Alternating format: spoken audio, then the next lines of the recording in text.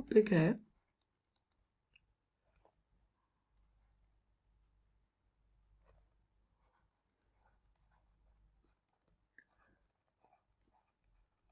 Portfolio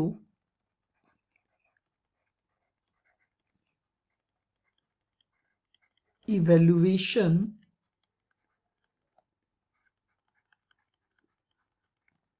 technique. Portfolio evaluation techniques.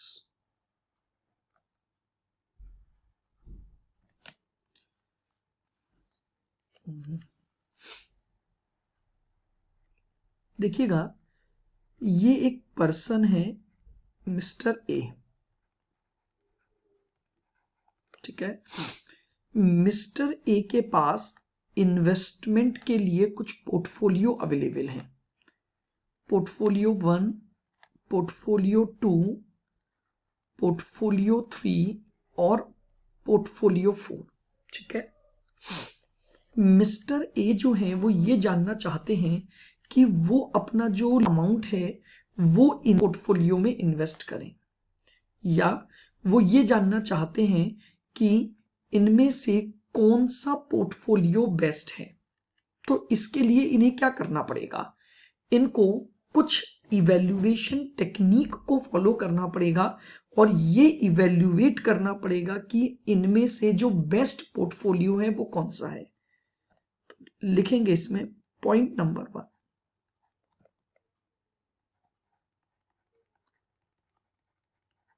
whenever any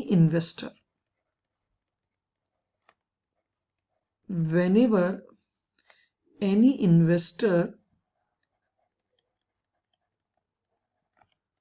wants to evaluate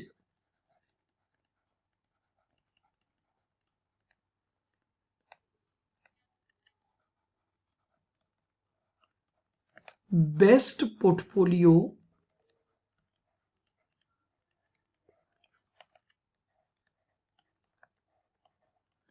out of various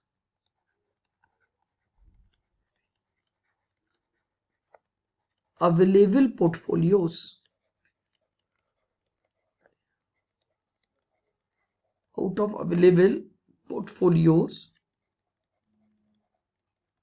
then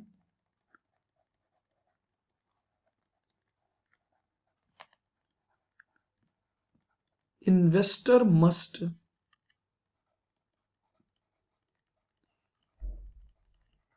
evaluate each portfolio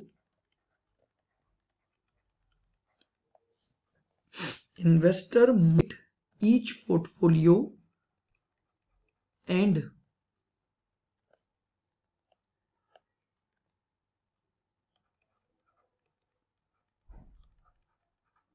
decide best portfolio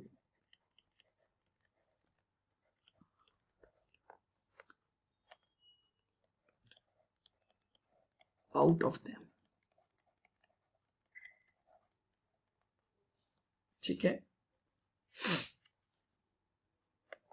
अगर एक investor available कई सारे portfolios में से best portfolio को ढूंढना चाहता है तो उसे हर पोर्टफोलियो को इवैल्यूएट करना पड़ेगा और उसमें से उसे बेस्ट को क्या करना है, सेलेक्ट करना पड़ेगा।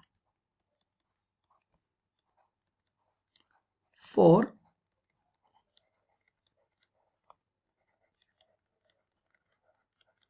Evaluation of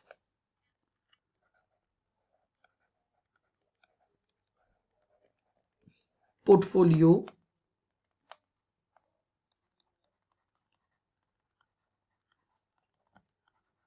there are 3 evaluation techniques.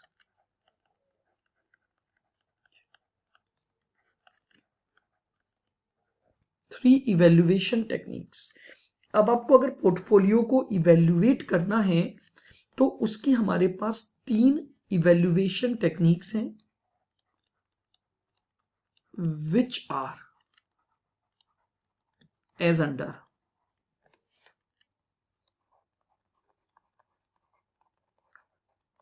Which are as under, ठीक है। तो पोर्टफोलियो को इवेल्युएट करने की जो 3 टेक्निक है वो क्या है, अब हम जरा उन पर बात करते हैं। लिखेंगे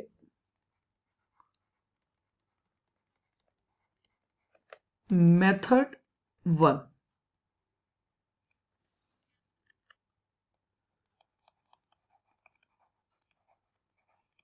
Sharpe ratio method.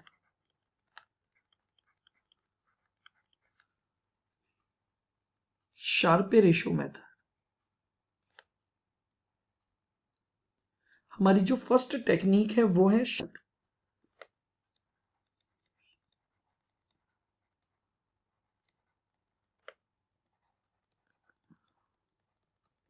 Sharpe ratio define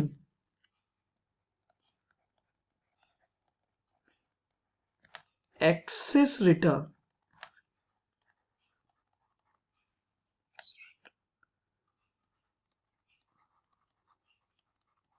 earn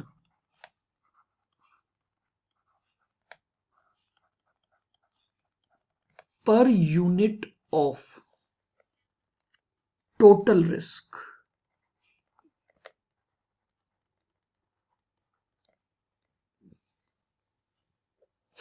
Sharpe ratio क्या बताता है, आपने एक्सेस रिटर्न कितनी कमाई है,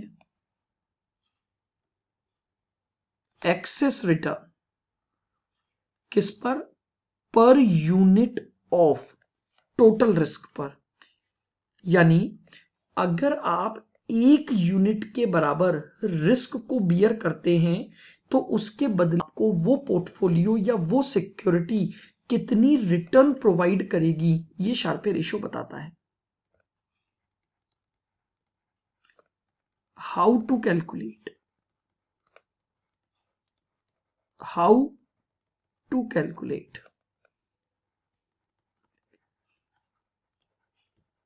लिखे Sharpe ratio is equal to return of portfolio minus RF divided by standard deviation of portfolio। Return of portfolio minus RF divided by standard deviation of portfolio. अब मेरी बात को ध्यान से देखिएगा, ये क्या है आपकी access return,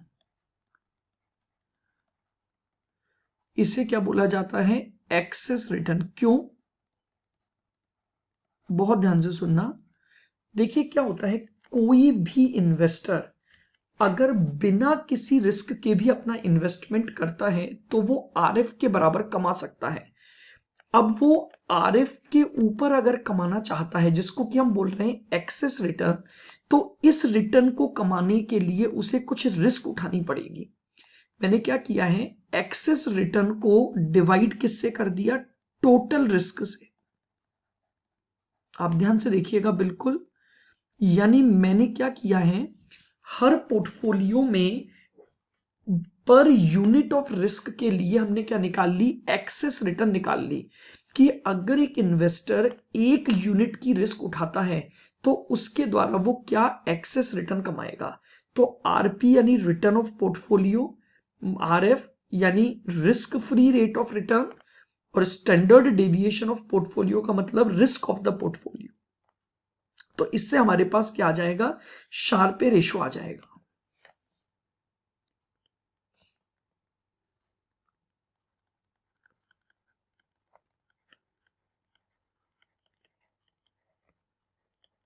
The portfolio having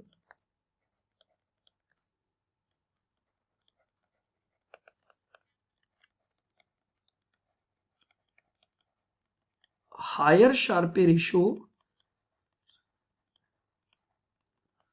the portfolio having higher Sharpe ratio is better. ठीक है, अगर हमें शार्पे रेशो के हिसाब से पोर्टफोलियो को सेलेक्ट करना है तो हम हायर शार्पे रेशो को लेंगे। क्यों? क्योंकि हर एक यूनिट ऑफ रिस्क पर हमने रिटर्न निकाली, तो हमने क्या किया कि रिस्क के लेवल को तो इक्वल कर दिया, अब हम रिटर्न निकाल रहे हैं। तो अगर एक यूनिट की रिस्क के लिए एक सिक्योरिटी 5 की रिटर्न दे रही है और उसी एक की रिस्क के लिए दूसरी सिक्योरिटी 8 की रिटर्न दे रही है, तो रिस्क तो कांस्टेंट हो गया।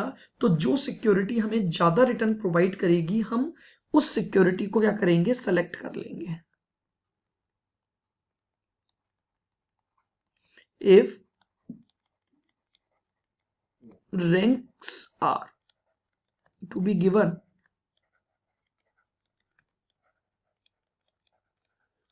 if ranks are to be given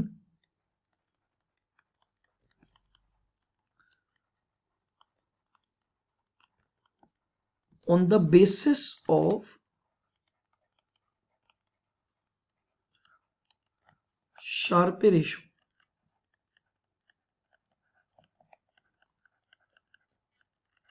then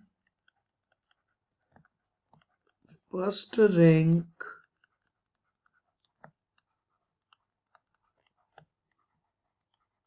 will be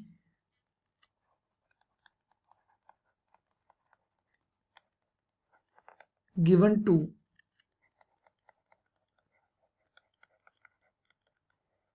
highest ratio,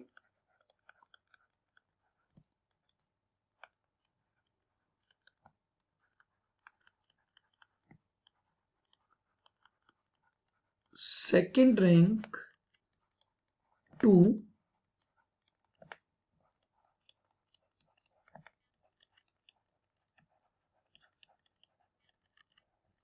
second highest ratio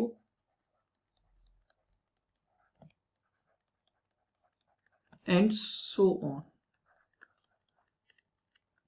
ठीक है, अगर हमें वेरियस पोर्टफोलियोज को रैंक प्रोवाइड करनी है according to the Sharpe ratio, तो पहली रैंक आप किसको दे दोगे, जिस पोर्टफोलियो का शार्पे रेशियो सबसे हाईएस्ट होगा आप सबसे पहली रैंक उसको दोगे।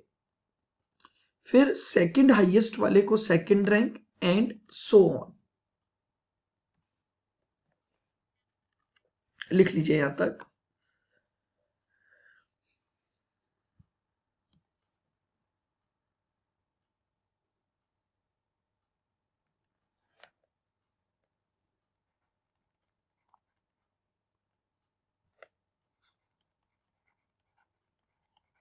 लिखेंगे एग्जांपल,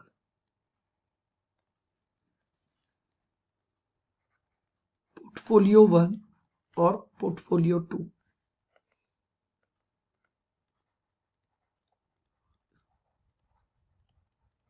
आपको रिटर्न ऑफ पोर्टफोलियो दे रखी है 12% और 14%। स्टैंडर्ड डेविएशन ऑफ पोर्टफोलियो 8 और 10।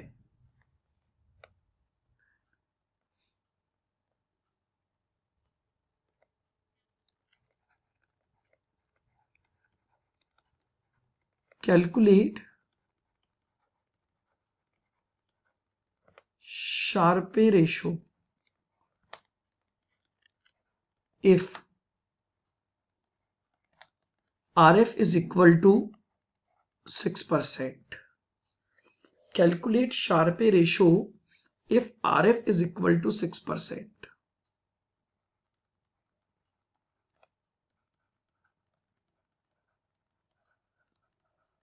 Also determine best portfolio.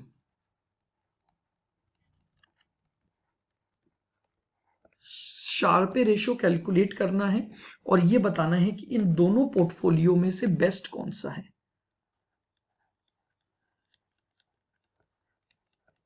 आइएगा सॉल्यूशन। शार्पे रेशो का फॉर्मूला है return of portfolio minus risk free rate of return divided by standard deviation of portfolio. चलिए पहले हम पोर्टफोलियो 1 का निकालते हैं। तो 12 minus 6 divided by 8,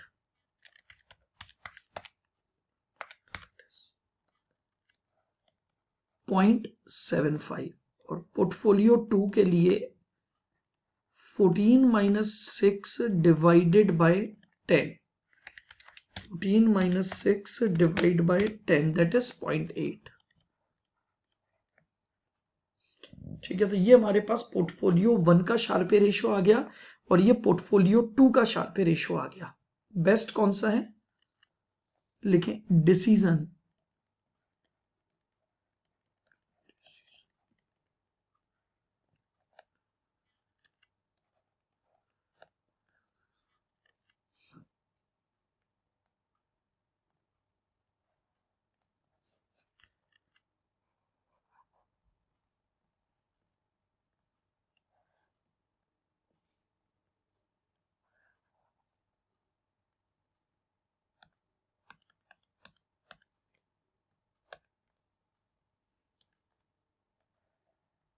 decision P2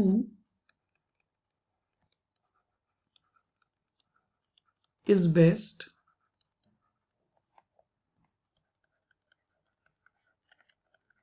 as having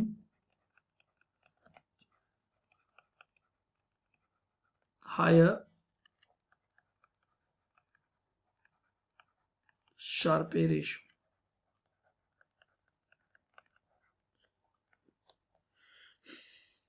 Sharpe ratio high है, इसलिए यही पोर्टफोलियो हमारा क्या है? बेटर पोर्टफोलियो है। तो ये आपके पास पहली इवैल्यूएशन टेक्निक आ गई which is called Sharpe ratio method. देख ले आप।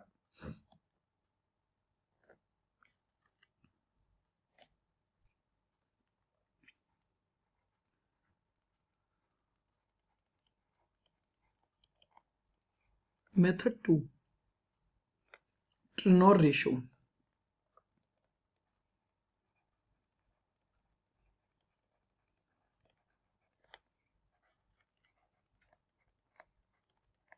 ट्रेनोर ratio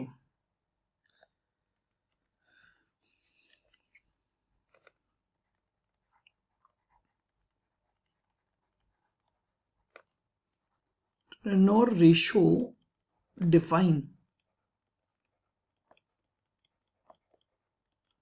define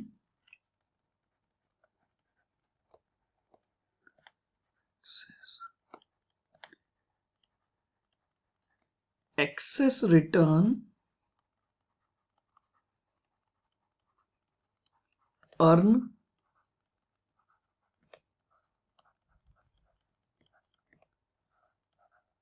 per unit of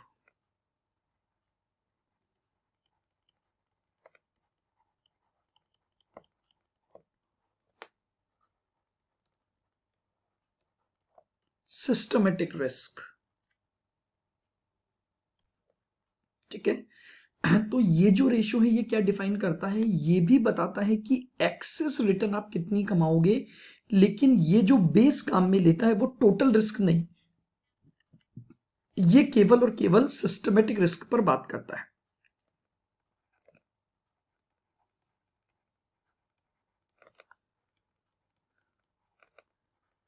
systematic risk is denoted by beta।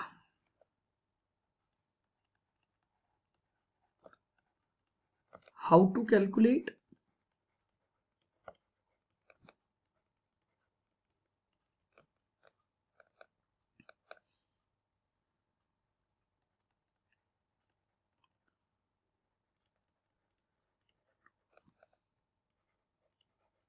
कैसे कैलकुलेट किया जाएगा? तो Treynor ratio is equal to return of portfolio minus RF divided by beta of portfolio. ठीक है, access return क्या कमाएंगे इस सिस्टमेटिक रिस्क के ऊपर। तो बात वही आ गई, मैंने रिस्क लेवल को इक्वल कर दिया, यानी मैं हर एक यूनिट की रिस्क के लिए क्या रिटर्न कमाऊंगा, ये मेरा ये रेशियो बताता है। तो बताइए, अगर पर यूनिट ऑफ रिस्क पर आप ज्यादा से ज्यादा कमाओगे उसको आप सेलेक्ट करोगे या कम से कम को सेलेक्ट करोगे? ज्यादा से ज्यादा। तो यानी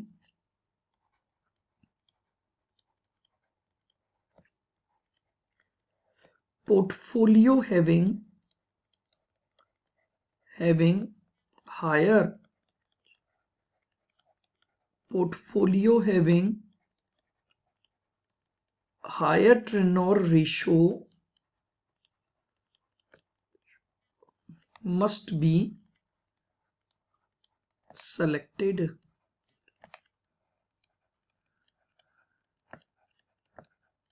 ठीक है, जिसका ट्रेनर रेशियो हाईएस्ट होगा, हायर होगा, हम उसको सेलेक्ट कर लेंगे। लिख लें यहां तक, यानी जिस पोर्टफोलियो का ट्रेनर रेशियो हायर होगा हम उसे क्या करेंगे, सेलेक्ट करेंगे।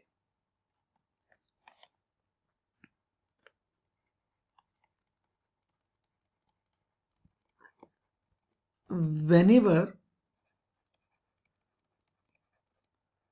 ranks are to be given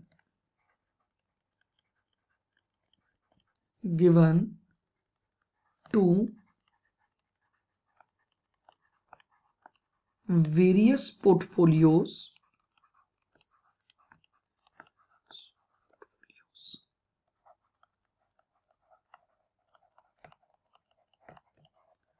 according to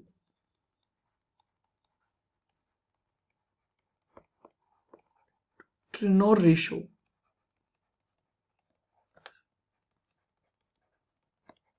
then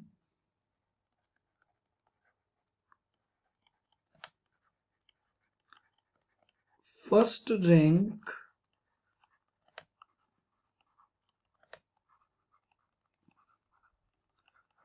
must be given to the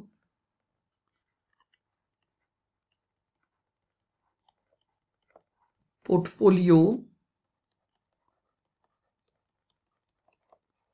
having highest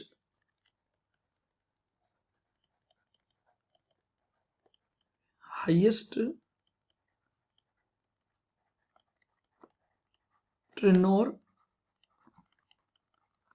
ratio।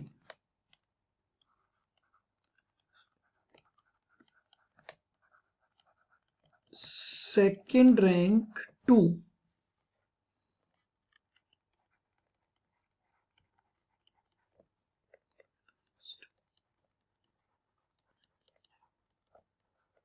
second highest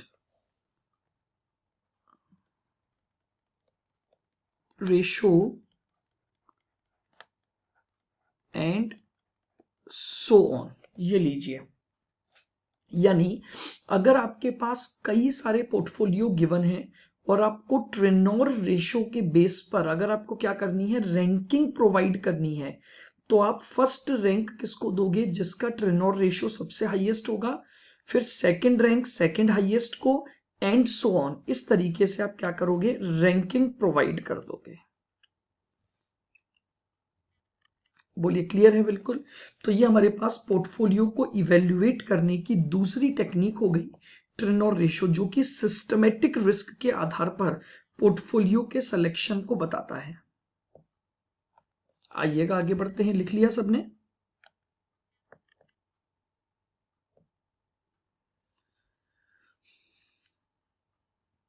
first rank देनी है जिसका हाईएस्ट रेशियो होगा, सेकंड रैंक सेकंड हाईएस्ट को, एंड सो ऑन।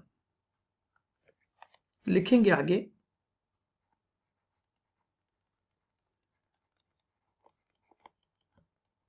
मेथड 3,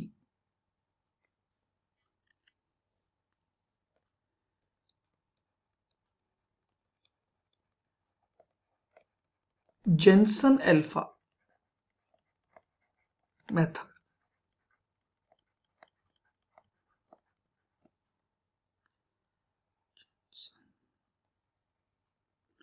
हमारी जो third technique और तीसरा method है वो है Jensen alpha method.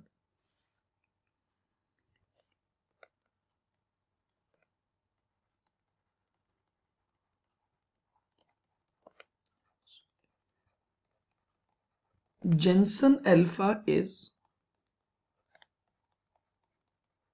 the difference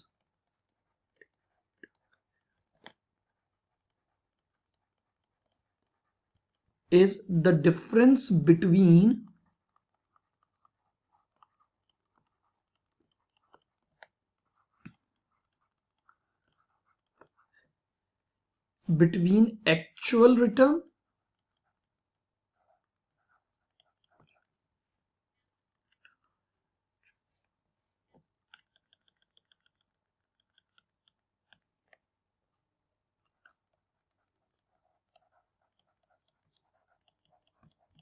and CAPM return.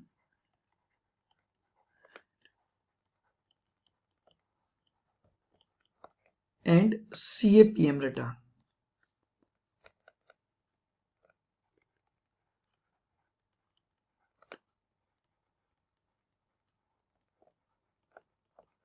How to calculate?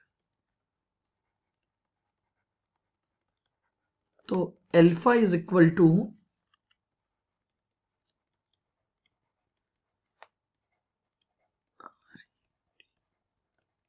Actual return minus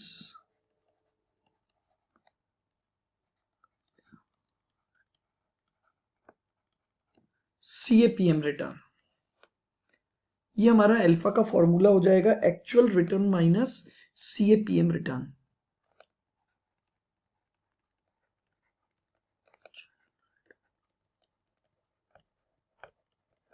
actual return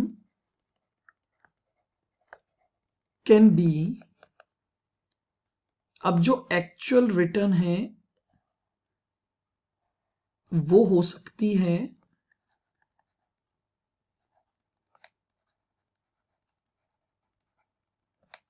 average return या वो हो सकती है एक्सपेक्टेड रिटर्न। एक्सपेक्टेड रिटर्न, बहुत ध्यान से समझिएगा, अगर हम एक्चुअल रिटर्न देख रहे हैं तो एक्चुअल रिटर्न या तो एवरेज यानी कई पास्ट ईयर्स की आपको रिटर्न दे रखी होगी और उसका आप एवरेज कर लोगे, वो एक्चुअल रिटर्न मानी जाएगी, या फिर आपको प्रोबेबिलिस्टिक डेटा दिया हुआ होगा तो जो हमारी एक्सपेक्टेड रिटर्न है हम उसे क्या मानेंगे, एक्चुअल रिटर्न मानेंगे। CAPM return is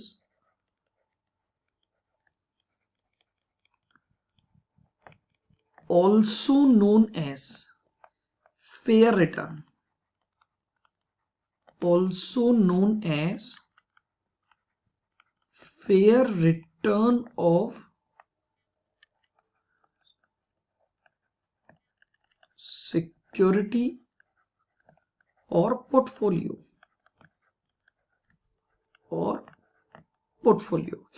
CAPM return को ही हम क्या मानते हैं, फेयर रिटर्न भी मानते हैं।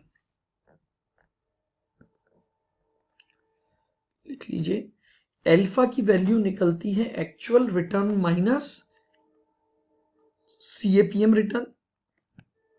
एक्चुअल रिटर्न या तो एवरेज हो सकती है या एक्सपेक्टेड हो सकती है, और CAPM रिटर्न जो होती है वो हमारी फेयर रिटर्न होती है। यही लिख देता हूं, CAPM return is equal to RF plus beta RM minus RF। CAPM return का फॉर्मूला क्या होता है, RF plus beta then RM minus RF।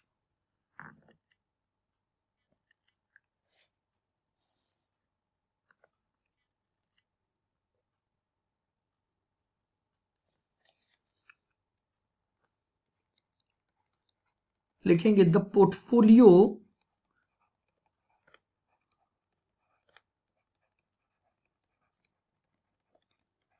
having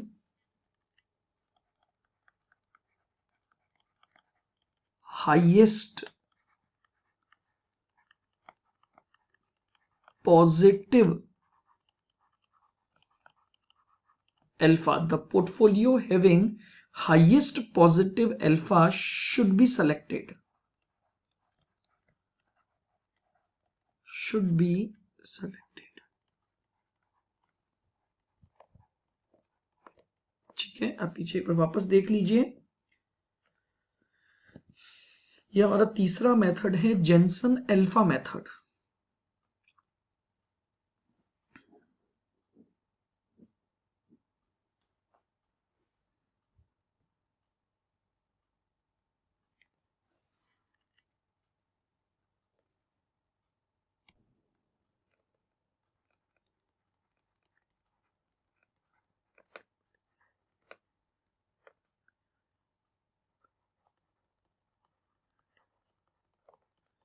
Interpretation of alpha value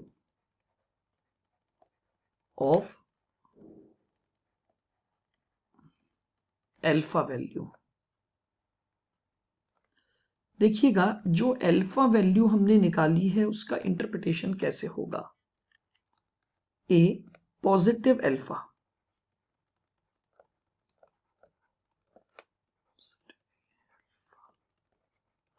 यानी अगर अल्फा की वैल्यू पॉजिटिव आई है तो लिखेंगे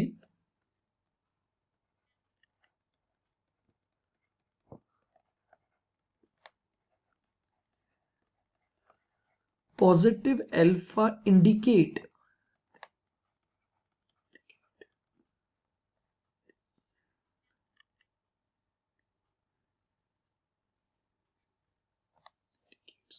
indicates that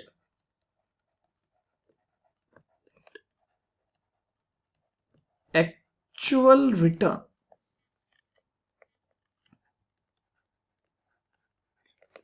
from stock is higher than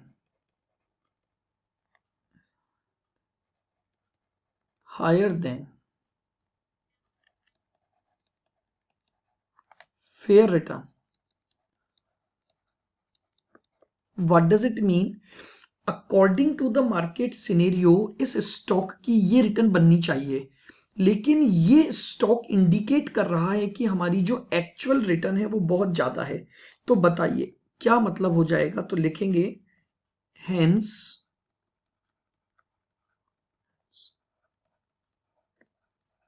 stock with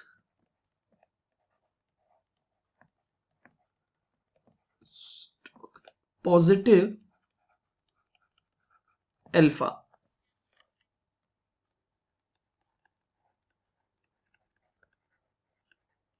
should be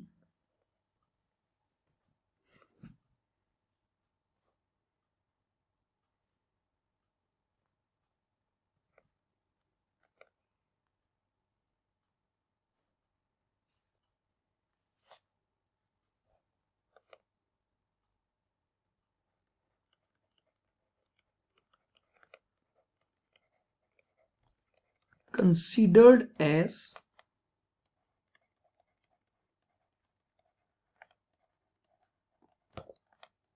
underpriced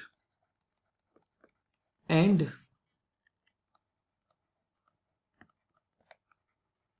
must be bought। और आपको उसे क्या कर लेना चाहिए, परचेस कर लेना चाहिए। यानी सीधी सी बात है, अगर किसी भी स्टॉक या पोर्टफोलियो का अल्फा वैल्यू पॉजिटिव आ रही है तो उस सिक्योरिटी को आपको क्या कर लेना चाहिए, परचेस करना फायदेमंद होता है।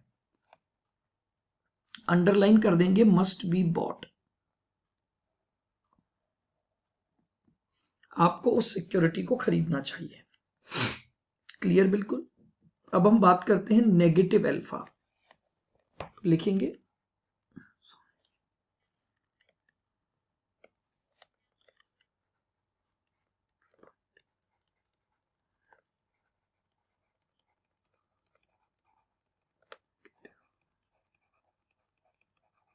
Negative alpha.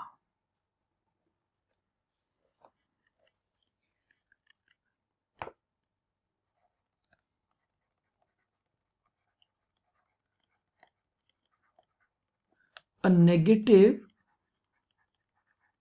alpha indicates that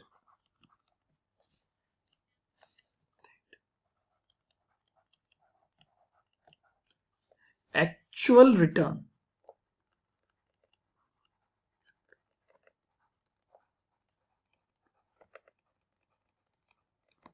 from this stock या portfolio. A negative alpha indicates that actual return from this stock या portfolio is lower than its fair return.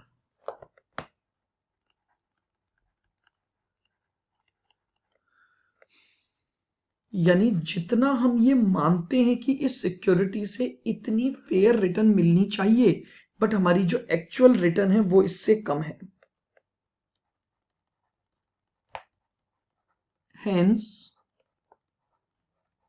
Stock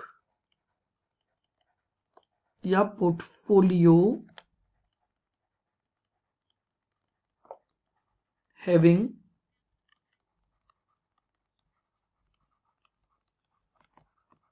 negative alpha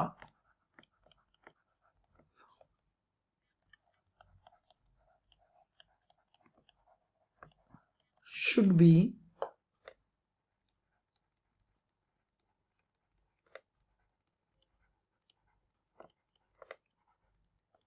considered as a portfolio having negative alpha should be considered as overpriced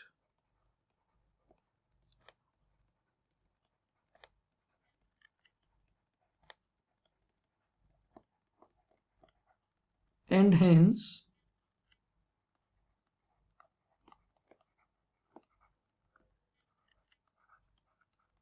must be sold, और इसीलिए आप इसको क्या कर दोगे, बेच दोगे। तो नेगेटिव अल्फा क्या इंडिकेट करता है कि आपकी जो एक्चुअल रिटर्न है फ्रॉम स्टॉक या पोर्टफोलियो वो आपकी फेयर रिटर्न से भी कम है, और इसलिए ऐसे पोर्टफोलियो को आपको क्या कर देना चाहिए, आपको इमीडिएटली सोल्ड कर देना चाहिए। बताइए, क्लियर है बिल्कुल। तो ये हमारे पास 3 मेथड हैं हमारे पोर्टफोलियो को इवेल्युएट करने के लिए या पोर्टफोलियो के सिलेक्शन का डिसीजन लेने के लिए। पहला मेथड शार्पे रेशियो मेथड, दूसरा Treynor ratio method, and the third one is Jensen alpha.